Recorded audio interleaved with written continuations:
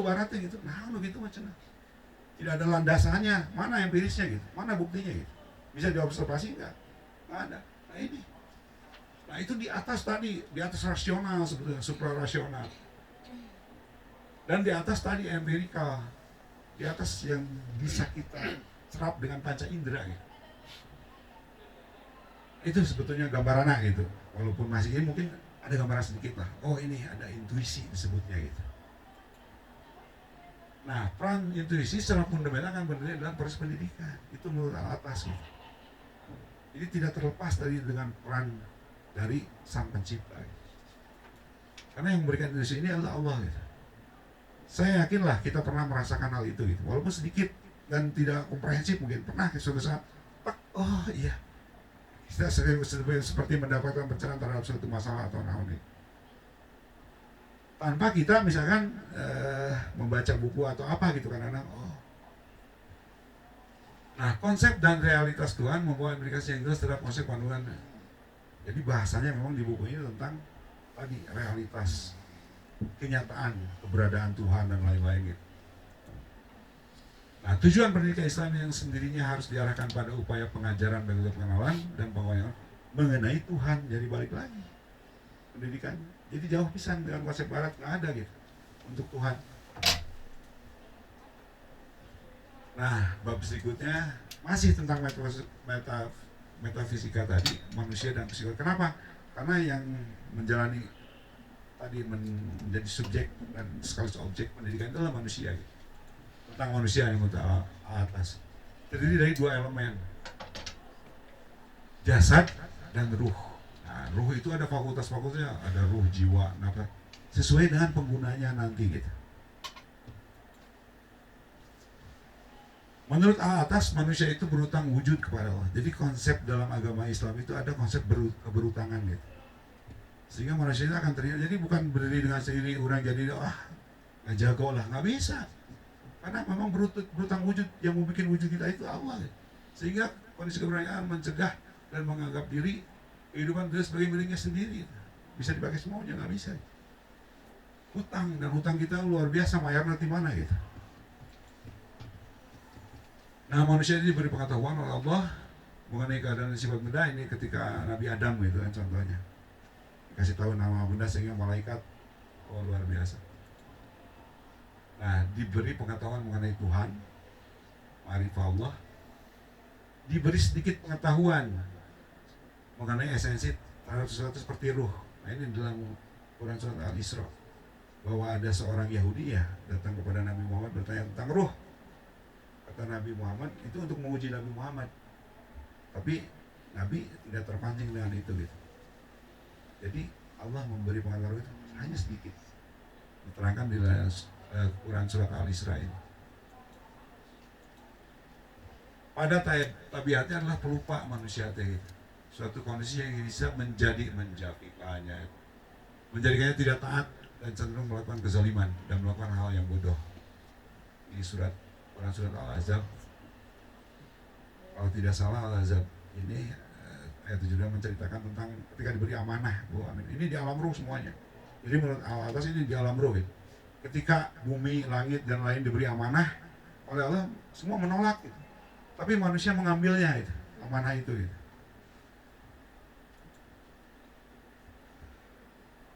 Nah, diciptakan sebagai hamba dan khalifah Allah Subhanahu wa Ta'ala, diberi kekuasaan pengaturan terhadap aset material dan jadi ketika sebagai khalifah itu kekuasaan pengaturan terhadap aset di luar dirinya gitu.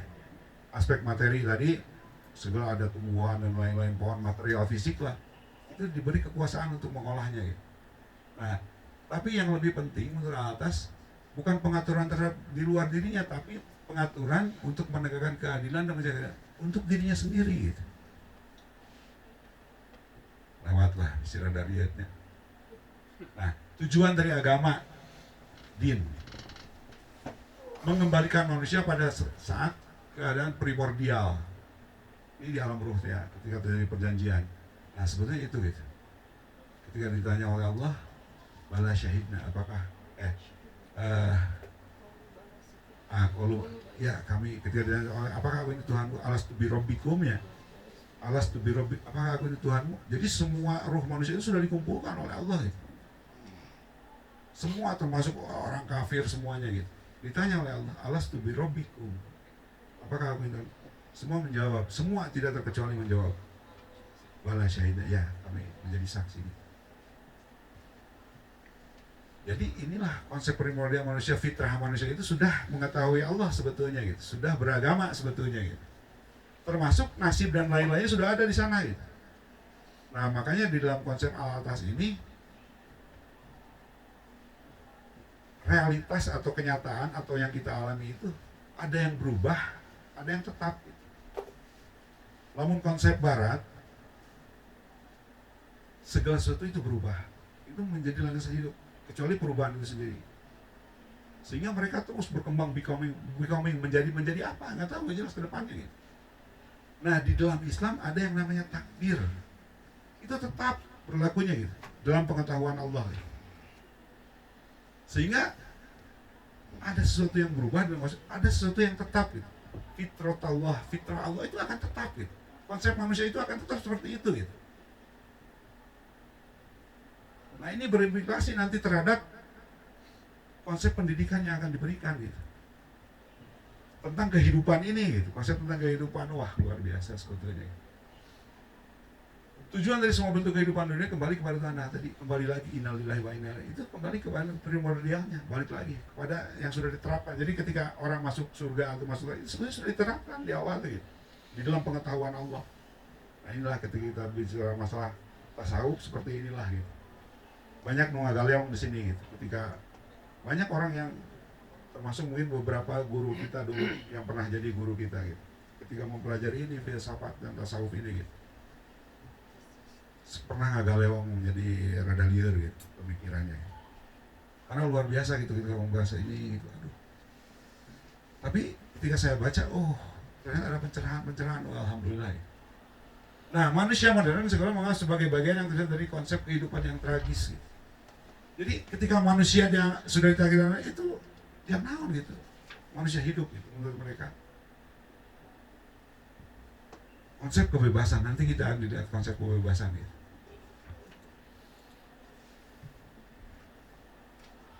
Nah pencapaian tadi ilmu pengetahuan antukostialaku itu akhlak mungkin ya, terpusat kepada wahyu, jadi Al-Quran. Dan nah ini bukan hanya Al-Quran gitu, konsep ilmu pengetahuan itu tanda-tanda serta simbol-simbolnya di alam ini. Jadi alam semesta ini adalah sebetulnya merupakan tadi aktualisasi. Jadi bukan hanya Al-Quran Allah menurunkan petunjuk itu gitu, tapi di alam ini gitu, sama. Diperolehnya dengan apa tadi di alam ini? Dengan ilmu pengetahuan dan pengetahuan melalui prinsip etika. Tujuannya apa sih sebetulnya gitu ilmu pengetahuan? Ini mencapai kebahagiaan, saadah hidup di dunia dan akhirat. Makanya saya sering mendebat ini, pendidikan yang paling bagus itu di mana? Finlandia. Tapi tingkat bunuh dirinya coba dilihat. Itu nanti. Jadi pendidikan yang bagus itu mengarah kemana sebetulnya gitu? Kalau tidak kepada kebahagiaan. Ayo bunuh diri bahagia tidak jelas gitu. Bahkan pernah tertinggi. Nah tahun ini kalau nggak salah turun beberapa gitu. Jadi sebetulnya bermasalah menurut atas konsep pendidikan seperti itu gitu. Tidak kena ketujuan akhirnya sebetulnya gitu. Walaupun mungkin tadi ada sisi baiknya, bukan harus dibuang, tapi ada sesuatu yang tidak cocok lah dengan pandangan hidup Islam gitu. Itu yang harus diseleksi gitu. Bukan harus dibuang, udah jangan ke Finland atau gitu mah, nggak apa-apa. Atau belajar psikologi barat, jangan, enggak sebetulnya gitu. Cuma ada tadi dasar-dasar yang menjadi fundamental, yang menjadi pandangan hidup orang itu berubah gitu. Nah termasuk ini coba di pendidikan, namun kita lihat. Nah sekarang membahas tentang kebahagiaan. Kebahagiaan itu tidak hanya pada level fisik dan psikologis yang kita alami sekarang. Pak Agus meser mobil, wah luar biasa. Itu fisik, psikologis Pak. Nikmat, tapi itu tidak akan ada puasnya. Berubah nanti gitu. Mobil dia, yang mobil lebih ada bisa. Resep mobil. Anu resep misalkan makanan, tidak ada puasnya itu. Sampai Bu Citra bisa ngerti tidak akan, karena tidak akan berhenti, tidak berubah terbatas gitu. Nah, ada kebahagiaan spiritual menurut atas. Jadi ini semua konsep pendidikannya jangan keluar kemana-mana sebetulnya. Landasan konsep pendidikan ini bahagia dan lain-lain itu. Sebagai sesuatu yang lebih panjang dan sesuatu bisa dialami oleh kita, ada kebahagiaan spiritual itulah. Jadi bukan terbatas kepada kebahagiaan tadi levelnya, level fisik dan psikologis. Nah ini mudah-mudahan dengan cara mengikuti kebenaran mutlak iman dan perilaku moral. Itulah kebahagiaan tadi yang nah, hakiki mah ada hiji Bu. Nah, okay. Makanya kalau ada kebahagiaan hakiki lagi. Ini kebahagiaan yang kita alami di dunia ini. Nah, kebahagiaan nanti yang nah ini mati salah. Kebahagiaan tidak benar. Jadi bahagia itu bukan, tapi tadi sebagai yang ke tingkat akhir yang lebih tinggi yang disebut cinta kepada Allah. Mana orang pernah merasakan itu belum? Jauh Pak. Jauh kene gitu. Nah persiapan kepada kebahagiaan hakiki Bu tadi Bu Aminah luar biasa sudah mendahului. Jadi Bu Aminah harus yang di depan ini. Nah dan apa nih pada hari kaya itu kemampuan melihat Tuhan. Nah ini kata para ulama. Kita masih dalam konsep pun mungkin belum masih kebahagiaan ketika kita melihat wajah Tuhan, melihat wajah Allah gitu.